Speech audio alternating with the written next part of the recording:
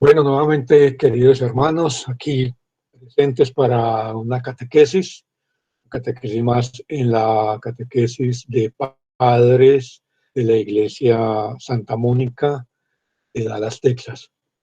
El tema que nos convoca hoy tiene una relación importante con la formación que queremos impartir y compartir con los padres de los niños que se están preparando para su primera comunión.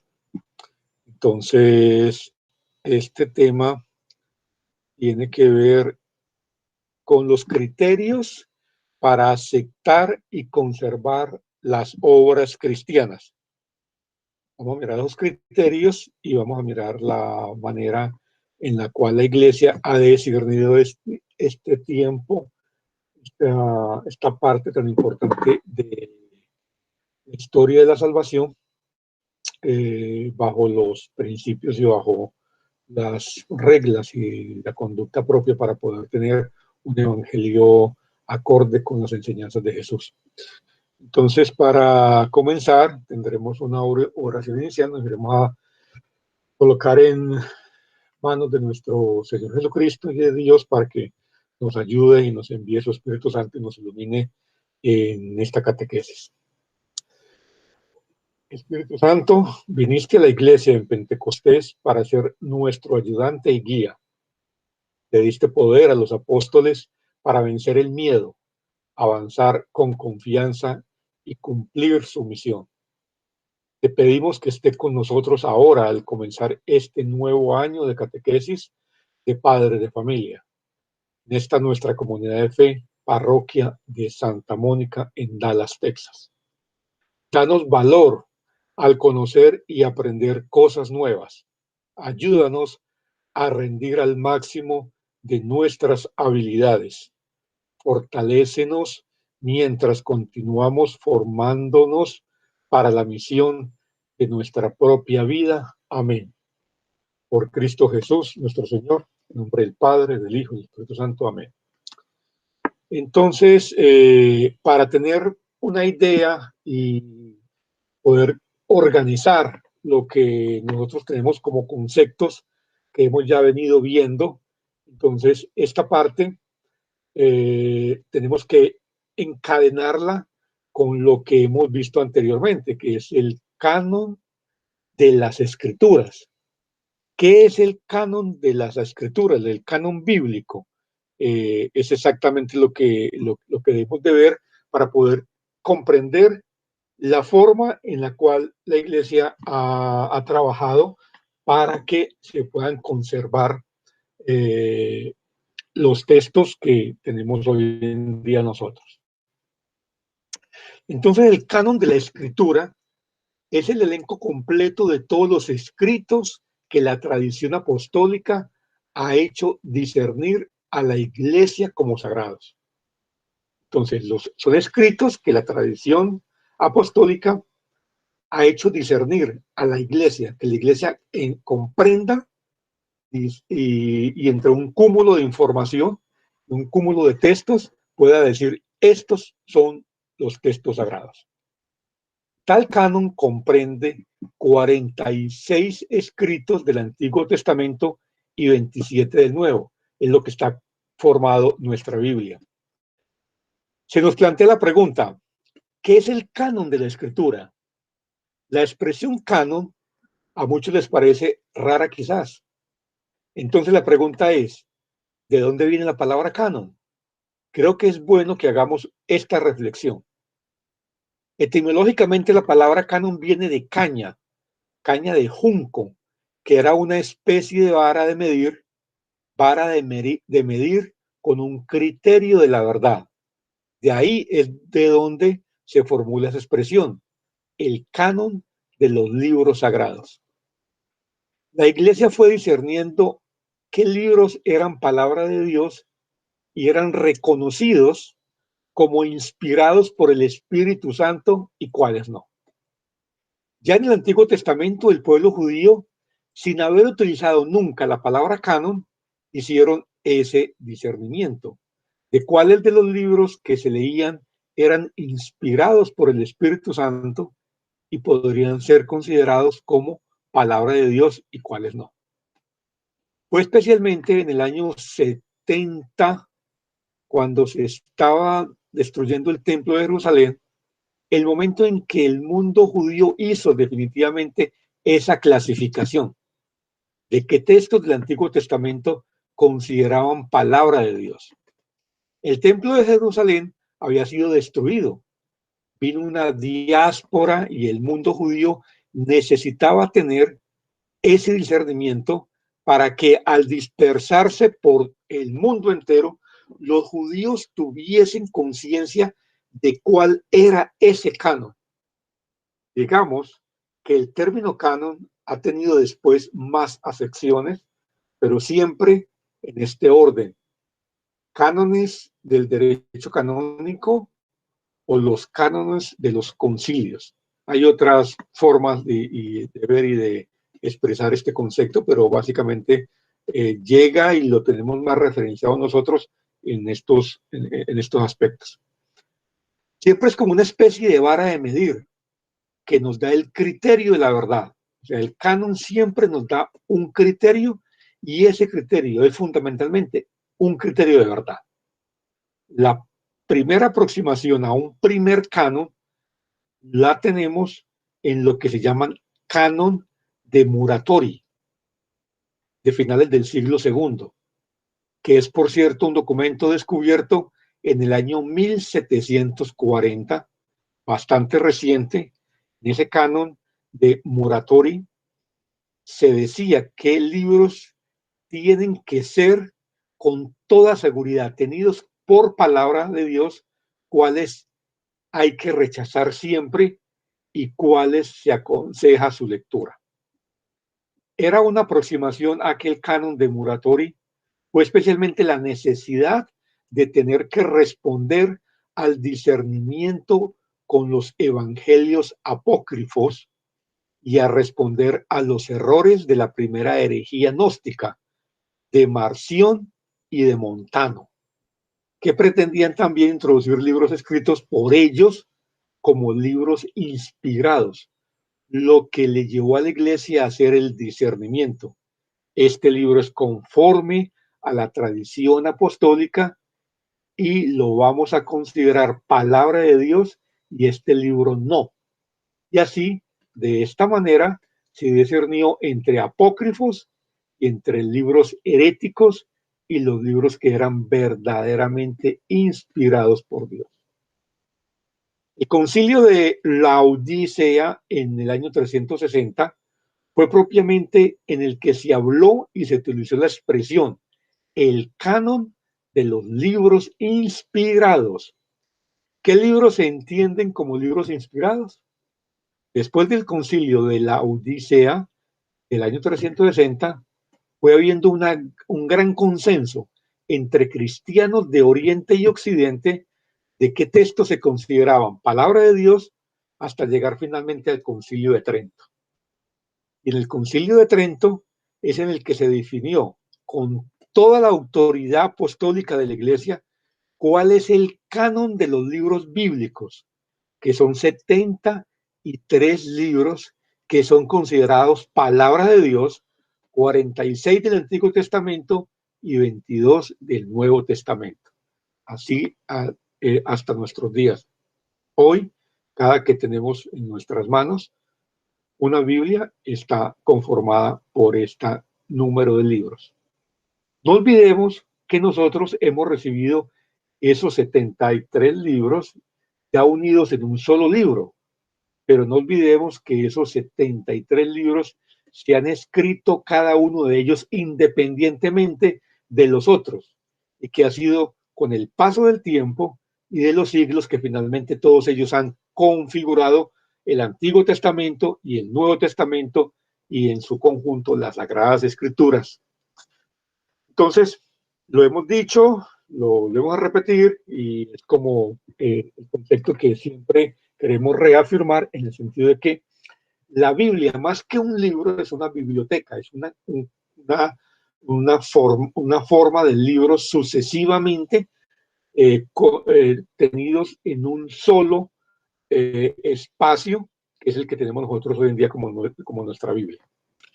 73 libros, 46 del Antiguo Testamento, 27 del Nuevo Testamento, que confirman todos ellos lo que llamamos el canon bíblico, es decir, el criterio en el que la Iglesia reconoce que estos libros, y solamente estos libros, descubre esa inspiración del Espíritu Santo que preservan el error a estos libros, reconociendo en ellos la revelación de Dios, puesta por escrita y transmitida para la vida del mundo. Entonces, cuando nosotros queremos en nuestra vida relacionarnos, tener una conversación, un discernimiento con Dios, entonces necesariamente venimos a lo que conocemos como nuestra Biblia para poder tener un contacto, una forma de poder interactuar y poder tener un espacio íntimo con el Señor. Entonces, habíamos visto anteriormente lo que hace relacionar al canon en general. Entonces, el canon en general básicamente es la Biblia, es la palabra revelada por Dios y comunicada a su pueblo. No solamente se tiene que tener el concepto de revelación, sino de comunicación. Se tiene que expresar, se tiene que dar a cada uno de nosotros para que se cumpla esos dos conceptos de revelación y de comunicación. Está revelada en dos partes. Pues podemos decir de que como un documento, como Biblia, está revelado en el Antiguo Testamento y está revelado en el Nuevo Testamento. Esto es lo que se llaman canon sagrado de las Escrituras. Canon es lo mismo que la medida o parámetro, la regla de fe o de costumbres dadas por Dios. A partir de este término es como podemos hablar de la colección de libros inspirados por Dios, una forma de expresarnos en relación con la Biblia, una colección de libros inspirados por Dios, recogidos por la Iglesia y considerados por ella como regla de verdad en virtud de su origen divino. ¿Por qué es regla de verdad? Es en virtud del origen, es divino. No es porque los hombres la hayamos puesto y la estemos imponiendo como verdad. No, la verdad nos la da su mismo origen, que es Dios. La canonicidad es la propiedad que tienen los libros inspirados de ser inspirados para la Iglesia y después ser reconocidos por ella como tales. Los libros canónicos, la Biblia es canónica porque sirve de regla de verdad, de norma para la fe y costumbre, recibida y reconocida oficialmente por la Iglesia. Decimos que Dios ha roto su silencio para comunicar su voluntad a los hombres. Se ha comunicado con algunos que nos ha dejado una obra escrita revelándose a ellos e inspirándolos. Por eso la fe judía y luego ya lo que conocemos como el fe judeocristiana sintió siempre la necesidad de una regla de fe con un triple sentido. En primer lugar, con la idea de conservar, preservar y observar. Conservar es conservar esa revelación de Dios. Cuidar de que esa revelación fuera transmitida y observar que esa revelación se fuera realizando a través de las diferentes etapas de la historia de la salvación. Esta, por tanto, es la reflexión que la Iglesia cristiana que se formó desde su nacimiento. Se entiende así perfectamente la necesidad del pueblo judío de mantener esa regla de fe.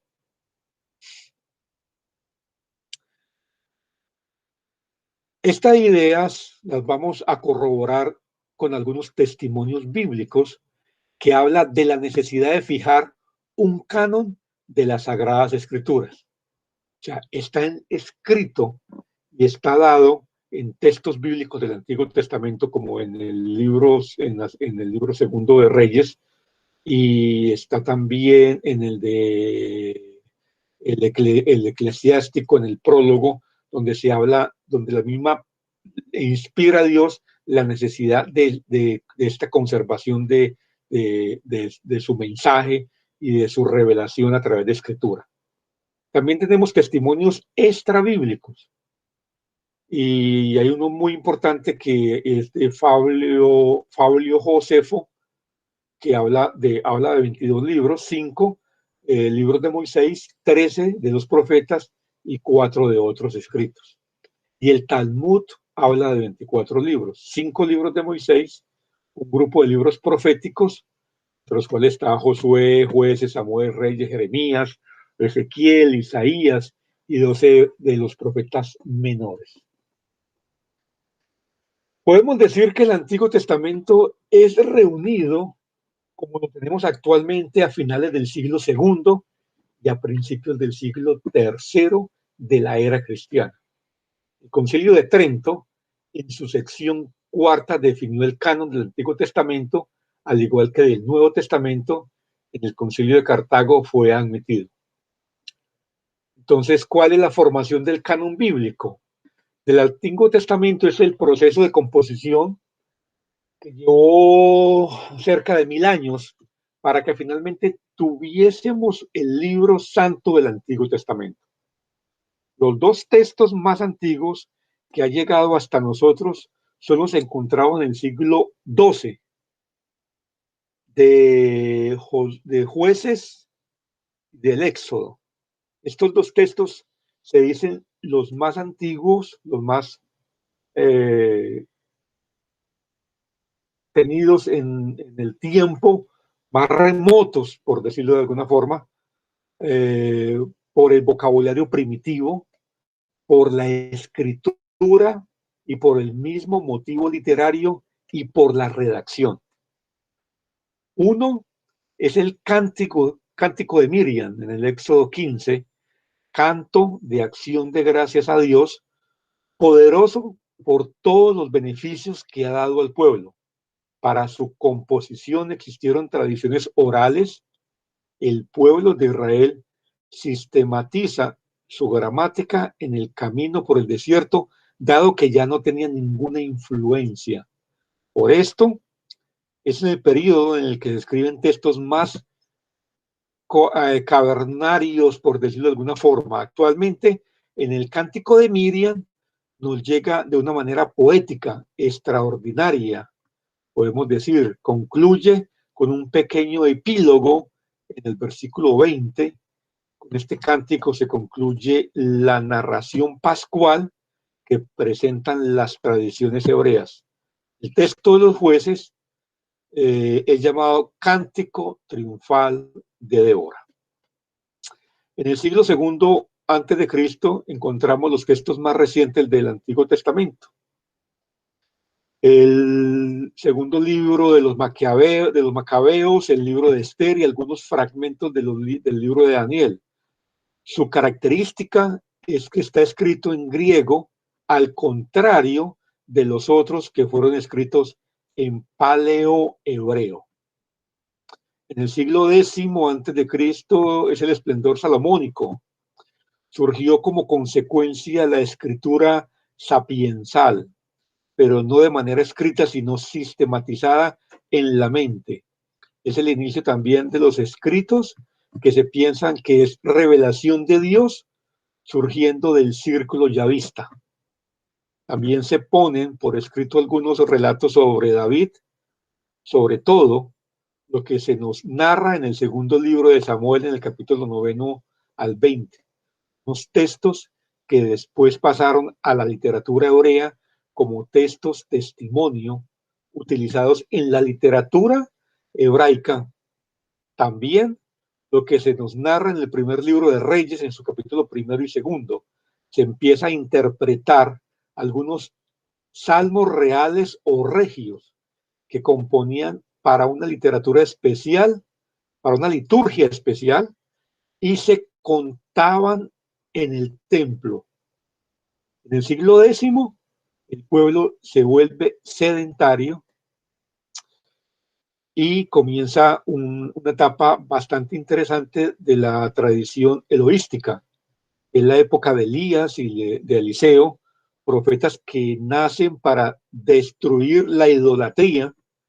Esta tradición tiene como finalidad hacer surgir a Dios con el nombre de Elohim y destruir la idolatría. Se nota en el inicio el profetismo estático, aquellos que tienen un sueño en Israel. En este siglo se escriben algunos textos llamados anales reales que se encuentran contenidos en el primer libro de Reyes y en Crónicas.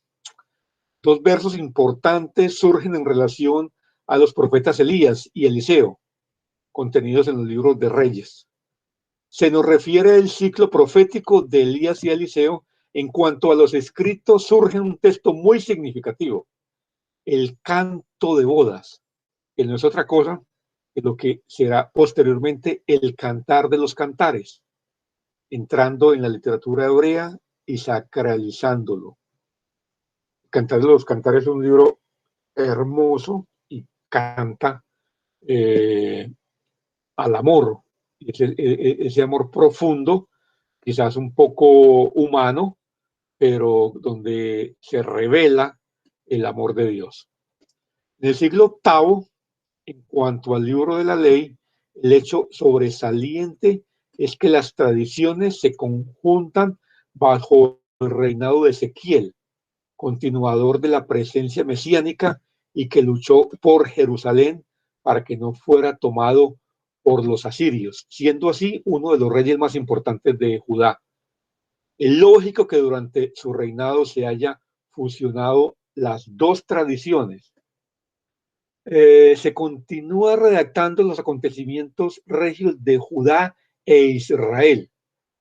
En cuanto a los profetas Amos, Oseas, Miqueas y el propio Isaías, así surge el profetismo cuando se nos deja una obra escrita. Es también en ese periodo donde el profetismo adquiere un nuevo matiz, anunciar y denunciar. En cuanto a las situaciones políticas y religiosas, se encuentra la división del reino del norte y del reino del sur. En el año 750, del reino del norte, el destruido del reino del sur continúa viviendo hasta el 583, cuando son deportados a Babilonia, la gran deportación. El mensaje de Amós va dirigido al reino del norte, donde hay riquezas, opulencia, idolatría, prostitución. Oseas denuncia la injusticia del reino del norte a partir de su matrimonio. Miqueas, que es un libro pequeño, es el primer profeta que anuncia al Salvador que vendrá. El propio Isaías da un plazo más en la concretización de las características del Mesías, presentándonos los oráculos del Emanuel. Nos indica que nacerá de una virgen y le pondrán por nombre Emanuel, Dios con nosotros. Será el Dios de la justicia, iluminará a los que viven en tiniebla, guiará los pasos, y etcétera, otras características que se revelan todos y se cumplen todos en Jesús. Amós y Oseas pronuncian su oráculo en Israel, Isaías y Miqueas en Judá. Los cuatro presentan el mismo ambiente social. Los libros históricos son los libros de Reyes, Jueces y Josué. Libros de la ley, el hallazgo de Josías, hacen el templo de un fragmento de Deuteronomios, constituye la base para la elaboración de la tradición deuteronomística. En el periodo de Josías surge la necesidad de conservar las leyes. Así, la tradición deuteronomística se caracteriza por la recopilación de los códigos. En cuanto a los oráculos o los profetas, se recomiendan los escritos de Sofonías, Nahum, Habacuc y Jeremías. Es importante tomar en cuenta que en el año 722, por los escritos de este último, a quien le toca vivir la deportación del Reino del Norte. En cuanto a los escritos bajo la orden de Ezequías, manda a recuperar la tradición oral de los proverbios. Proverbios 24, 30, 25 y 29. Se recopilan además los escritos reales de Judá. En el siglo VI, en el año 586, es la deportación del reino del sur a Babilonia, y en el año 538, Ciro, emperador de Persia, proclama la libertad de los cautivos en Babilonia. En cuanto al libro de la ley, los que regresan y se instalan en Palestina tienen la necesidad de recopilar los escritos sobre el origen del mundo y la tradición, y elevaron la tradición sacerdotal, que ya es teológicamente está bien elaborada, ya está con bastante peso. En cuanto a los profetas, es importante mencionar la obra de Ezequiel, que escribe en el destierro, siendo así el único profeta que escribe fuera de Israel. Por otra parte, nos encontramos con el Deutero de Isaías, quien está marcado por la destrucción del templo de Jerusalén. Escribe el siervo de Dios, reflejando la experiencia del pueblo doliente que pronto recibirá la salvación. También en este periodo se escriben las obras del profeta Ageo y el proto Zacarías. A finales del siglo VI escribe el trito Isaías, cuando Jerusalén está siendo reconstruido. En cuanto a los escritos, está el libro de Job, que pertenece a la literatura sapiensal hebrea. Luego está el siglo V, se recupera el Pentateuco. Este hecho es importante. Se había dado ya las tradiciones yavistas, deuteromísticas, eloístas y sacerdotal. En este siglo se escribe, en cuanto a los libros proféticos, la obra de Abdías y Macalías. Malaquías. En este mismo siglo, Esdra y Nehemías. Se escribe del 1 al 9 del libro de los Proverbios y se elabora el prólogo del Eclesiástico. En el siglo IV se escribe la obra de Jonás, Joel y el Deuto Zacarías del 9 al 14. Se puede decir que es la obra más reciente del profetismo clásico que ha llegado hasta nuestro tiempo. En cuanto a los escritos, se recopilan la mayor parte del libro de Crónicas. Se completa la colección de salmos y así entendemos cuál fue el periodo de construcción del Salterio. A finales del siglo IV encontramos los escritos de Esther y los fragmentos del libro de Daniel, el libro primero y segundo de Macabeos, y podríamos decir que todos los deuterocanónicos que fueron redactados en griego. Siglo tercero y segundo, entre estos dos siglos surgen escritos del Antiguo Testamento, pero apócrifos. El libro de Enoc, el libro de Jubileos y la carta de Aristeas. Este es entonces el origen, evolución de los libros del Antiguo Testamento que ahora tenemos en nuestro canon y se agrupan. Uno de los criterios importantes para la fijación del canon es la tradición. Podemos decir que la tradición hebrea es lo que nos lleva a entender la fidelidad con que hemos recibido estos escritos. Entonces podemos hablar de cánones como los alejandrinos, los palestinenses. Para la fijación del canon se reunieron los rabinos en el siglo II. Después esto después de Cristo, en un lugar llamado Yanía, y allí se determinó el canon palestinense.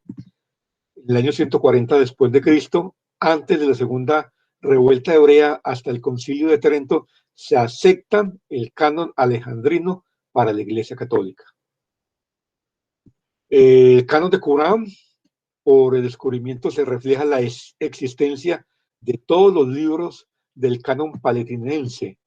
El único que no se ha encontrado es el libro de Esther, quizás porque los esenios lo rechazaban, ya que no se mencionaba a Dios y se carga el acento en las fiestas de las suertes, que era una fiesta en que se ponía a prueba a Dios.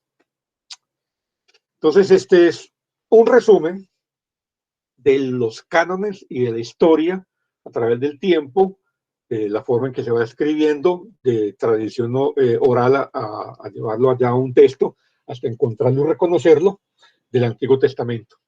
El Nuevo Testamento está conformado por 27 libros que en la actualidad aceptamos los católicos, ortodoxos y protestantes. No se puede decir que desde los albores del cristianismo ya se tenía. Estos tuvieron un origen, una evolución y una sistematización.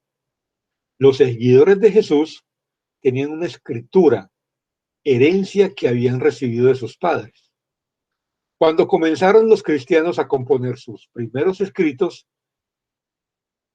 fue lo que determinó que los escritos sagrados cristianos fueran aceptados en un canon y conservados. ¿Cuándo y por qué se produjo esta aceptación de estos cánones, de los criterios para aceptar y conservar las obras cristianas, de los escritos que tenemos nosotros en nuestro Nuevo Testamento? Y ante esta pregunta damos una respuesta general. Y es motivos que impulsaron a escribir. El cristianismo, sabemos, tiene su origen en el envío de Jesús, Hijo de Dios, que se encarna para que el hombre tuviera más elementos concretos en el conocimiento de Dios, ya que, como nos dice San Pablo en la segunda carta a los Corintios, porque la verdad de Dios estaba con Cristo.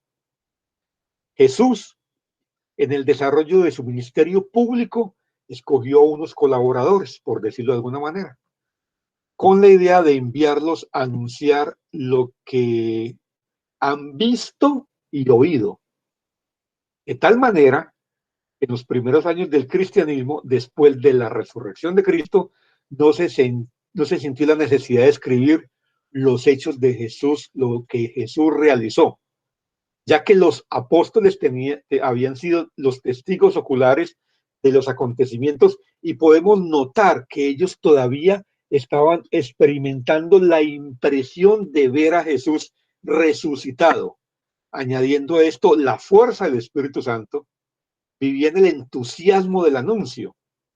Es esta la razón por la cual del año 28 al año 49 después de Cristo no tenemos certeza concreta de algún escrito bíblico. Aquí ya está considerado el error de la crucifixión de Cristo. Entonces, lo que quiere decir es que los apóstoles salen con la fuerza del Espíritu Santo a dar a conocer la experiencia que ellos tuvieron con Cristo. Entonces, esa fuerza, ese entusiasmo, esa llama que tenía de ellos como ser testigos, no dio inmediatamente la necesidad de escribir de ellos. Entonces, más que todo entre el 28 y el 49. Entonces, no se consigue, no hay texto en esa parte. Alrededor del año 50 surge la fuente, que le llaman así la fuente Q. La primera y la segunda de Tesalonicenses se considera el escrito más antiguo del Nuevo Testamento. Por la fe el evento Jesucristo se comunica, se conserva y se nutre. A este evento, que para los apóstoles fue extraordinario y choque en su experiencia cristiana, hace que esta fe se reavive, aún en las persecuciones de los judíos contra los cristianos.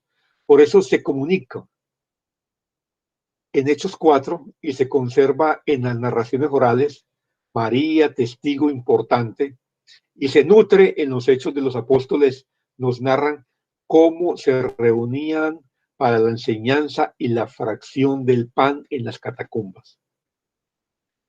La necesidad de escribir surge por la distancia. Esta distancia es el factor más importante y decisivo para que surja la necesidad de escribir algunos relatos. Aquí encaja la cita de San Pablo que nos dice, bueno, más o menos nos habla de este distanciamiento en Romanos 10, donde se habla de la distancia geográfica. La comunidad naciente se extiende rápidamente por la experiencia de conversión, de tal manera que hacia el año 49 la iglesia se ha difundido hasta Roma. Es el signo del paganismo en el tiempo apostólico, como ese faro donde estaba la maldad y el huir de la civilización de ese entonces.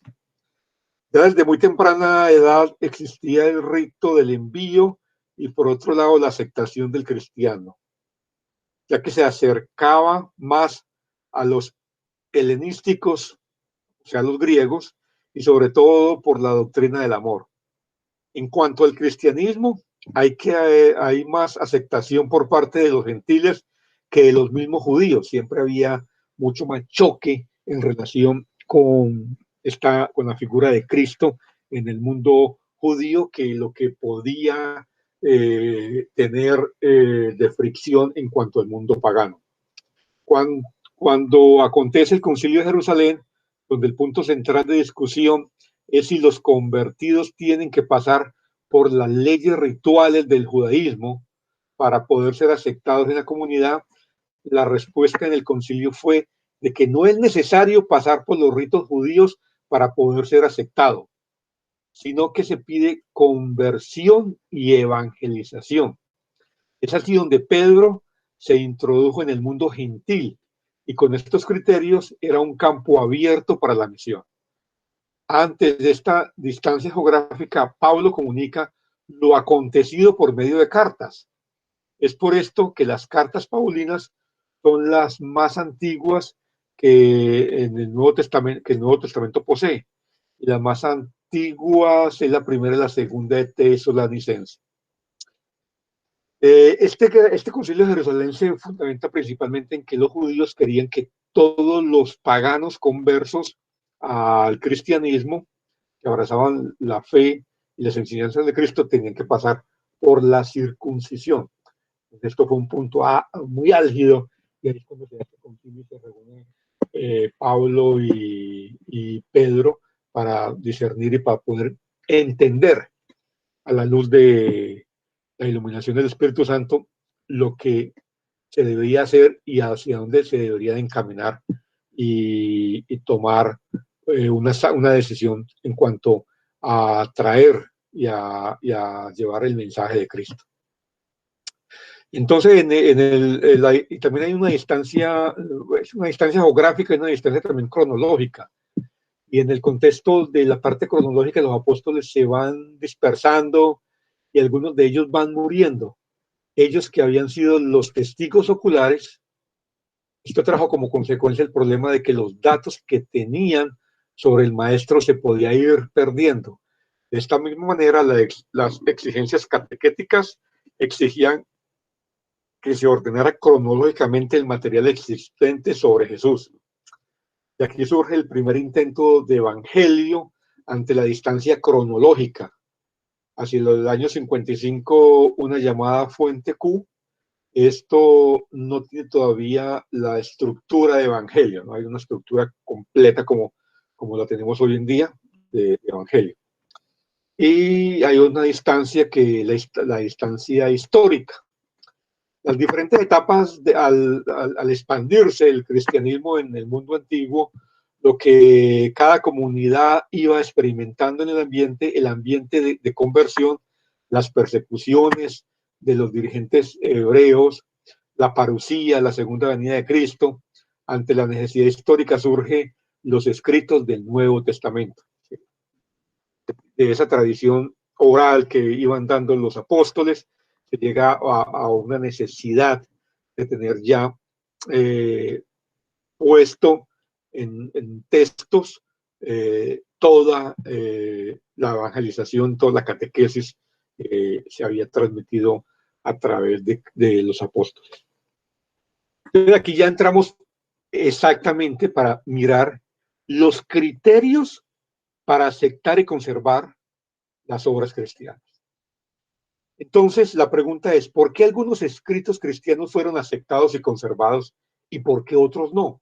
Nosotros sabemos por la tradición que hay otros escritos de apóstoles y de testigos de ese momento que estuvieron cerca, que conocieron y que pudieron tomar, por decirlo de alguna manera, de la fuente y que los escribieron y que los dejaron y que se conservan. ¿Por qué unos sí y otros no? Entonces, los escritos apócrifos en muchas ocasiones son muy semejantes a los evangelios, pero porque no fueron aceptados. Si en nuestros días fuera encontrado un texto firmado por algunos de los apóstoles, ¿entraría en el canon del Nuevo Testamento o sería simplemente considerado como un valioso libro? Entonces, para ir adentrándonos en esto, tenemos que saber que el problema empieza cuando nos preguntamos qué criterio surgieron los dirigentes de las comunidades para aceptar como literatura inspirada a este conjunto de libros.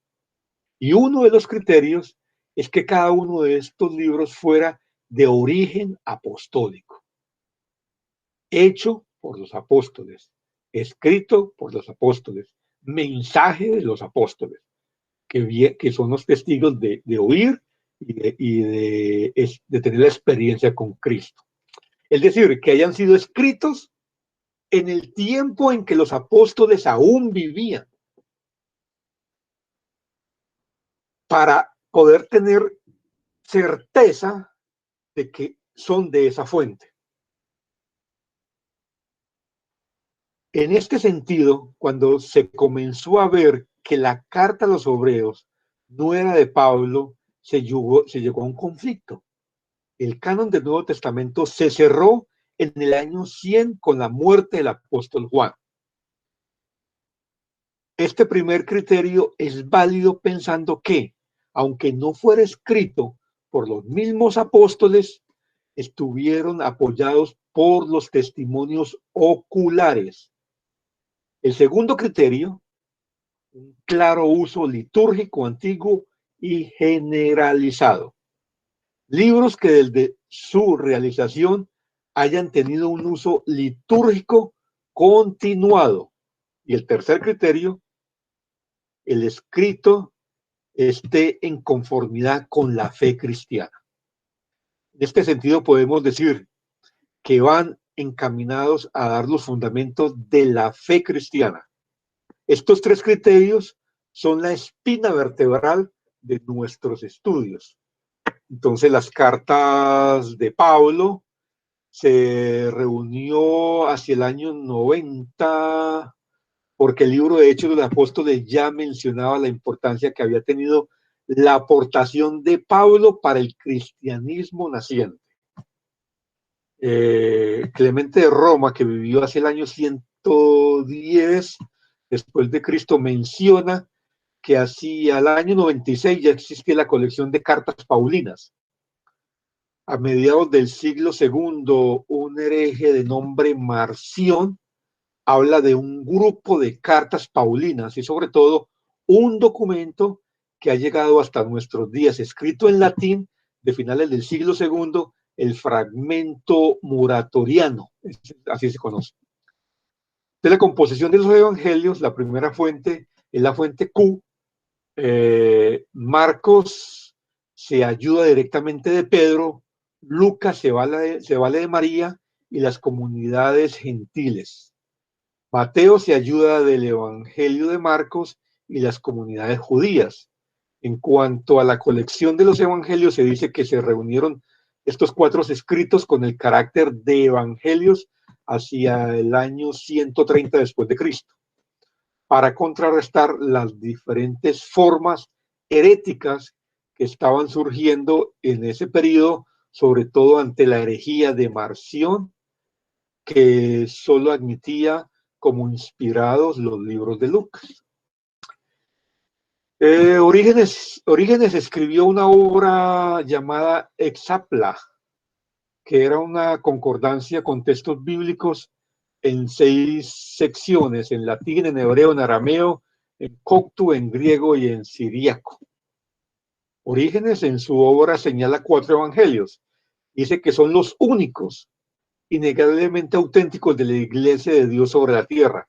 Por tanto, la Iglesia aceptó como palabra de Dios estos 4 escritos que tienen como forma literaria evangelios. Aquí podemos situar Hechos de los Apóstoles, tomando en cuenta que se asocia con la paternidad de Lucas. Parece ser que originalmente él quería hacer una sola obra. Hay 2 versiones de este libro, el Códice Alejandrino y el Códice Occidental. Sin embargo, Lucas mismo se dio cuenta de la importancia de la separación de estas 2 obras.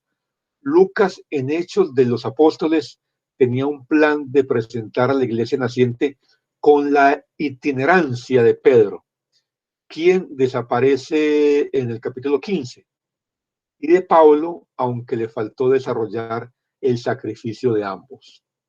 Esta obra se introduce en el grupo de los libros santos hacia el año 150, ya en el periodo de la herejía de Marción, y además en ese tiempo estaban apareciendo ya algunos libros apócrifos con una tendencia ética y novelesca, de tal manera que el fragmento muratariano también incluye este mismo escrito de Hechos. Las homilías paleocristianas de la Carta de los Hebreos fue escrita hacia el año 61, 68, más por su estructuración la podemos colocar hacia el año 80, del 80 al 90. Por mensaje se supone la destrucción del templo de Jerusalén y la destrucción del cristianismo. El Evangelio de Juan se dice que con mucha probabilidad fue escrito en lo que es ahora Turquía, el Asia Menor, es decir, en Efeso. El Evangelio de Marcos es el más antiguo y está presentado en forma carismática. Este anuncio puede faltar algunas cosas, pero no la resurrección. Se dice que probablemente fue escrito en Roma, ya que coincide con el ambiente romano. Una de las fuentes que recibió fue el testimonio del mismo Pedro. El Evangelio de Lucas, lo más probable es que haya sido escrito en Siria. Algunos piensan que fue redactado en Grecia, más por los estudios exegéticos en la relación con Pablo, María y el ambiente, lo más probable es que fue en Antioquía de Siria. El Evangelio de Mateo lo podemos situar en Siria, en una comunidad cristiana judía de la diáspora. Aquí surge una pregunta. ¿Estuvieron en el mismo país Lucas y Mateo? ¿Se conocieron? Mas se llega a la conclusión de que no se conocieron, pues uno escribe para el mundo heleno cristiano y el otro escribe para el mundo judío cristiano. Entonces son 2 mundos totalmente distintos y separados. Los Hechos de los Apóstoles de este libro tenemos 2 testigos fundamentales. Se escribió paralelamente al Evangelio de Lucas, que es su autor. En la estructura de las 2 obras se vislumbra el mismo autor, pues el vocabulario es muy semejante. La morfología de las palabras se distingue por el dominio de la lengua. Es un griego elegante. El autor es un personaje muy instruido. La estructura de los libros es paralela. Hay un ambiente vocabulario médico, por lo tanto se piensa que el autor es médico. Por otra parte, el libro de los Hechos de los Apóstoles ha llegado hasta nuestros días en dos códices, que lo hemos dicho anteriormente, el alejandrino, parece ser un poco más antiguo, y el occidental, que es como una segunda redacción, más no ya por mano del autor, sino por medio de un segundo redactor. Eso era muy común en esa época. El Corpus Lucano tiene una característica típica.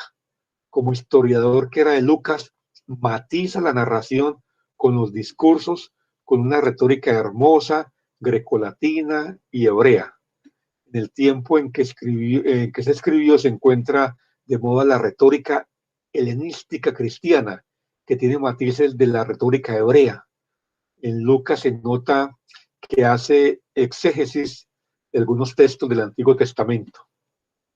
La carta de los hebreos antiguamente se atribuía a Pablo, por lo que la fecha de su redacción se colocaba entre el 65 y 68.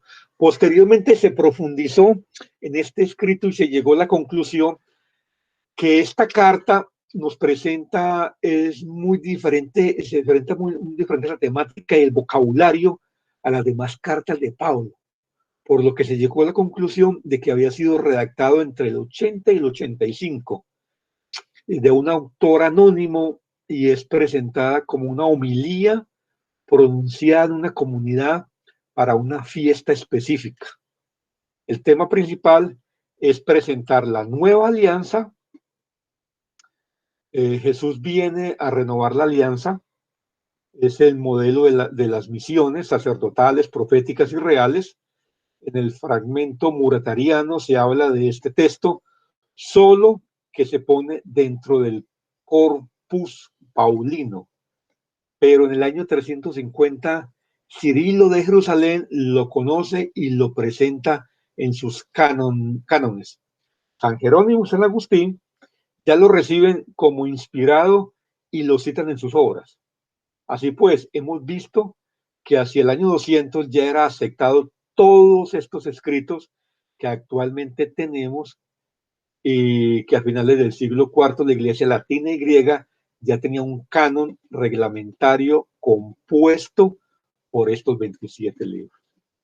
Entonces ya básicamente aquí podemos encontrar los criterios, los fundamentos con los cuales se han conservado los libros que han llegado hasta nuestro tiempo a conformar nuestra Biblia. En el Nuevo Testamento fundamentalmente es su origen apostólico, su uso litúrgico, antiguo y generalizado.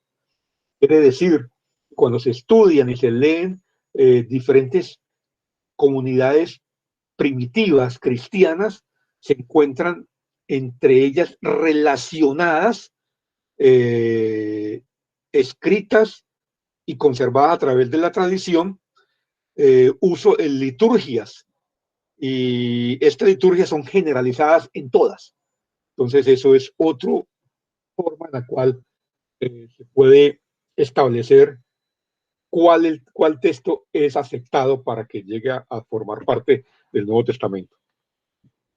Y obvio que tiene que ser de conformidad con la fe, porque en ella se hace se cierra de alguna forma el hecho de ser apostólico, el hecho de haber sido generalizado como liturgia, pero todo de conformidad a la fe cristiana.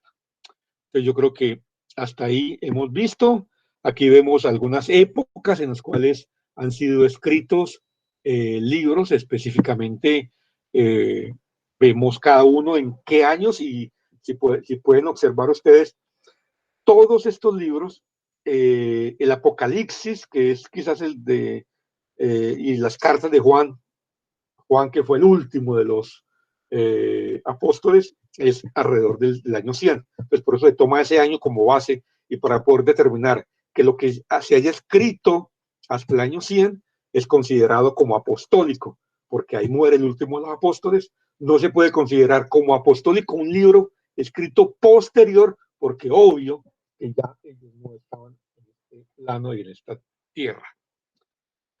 Entonces ya, para terminar, simplemente darle las gracias por estar participando en este tiempo tan difícil de una pandemia, de tantas dificultades, de tantas angustias, pero su presencia y el deseo de querer aprender y de estar recibiendo estas catequesis y de estar llevando sus hijos a esta formación y querer acercarlos a nuestro Señor para que reciban su cuerpo, reciban su sangre, se puedan fortalecer estos pequeños niños espiritualmente, es un testimonio profundo de nuestra fe, es un testimonio esperanzador, que a pesar de estos tiempos tan difíciles, complejos que estamos viviendo, a través de nuestros hijos estamos proyectando una nueva vida, una nueva esperanza, un nuevo renacer.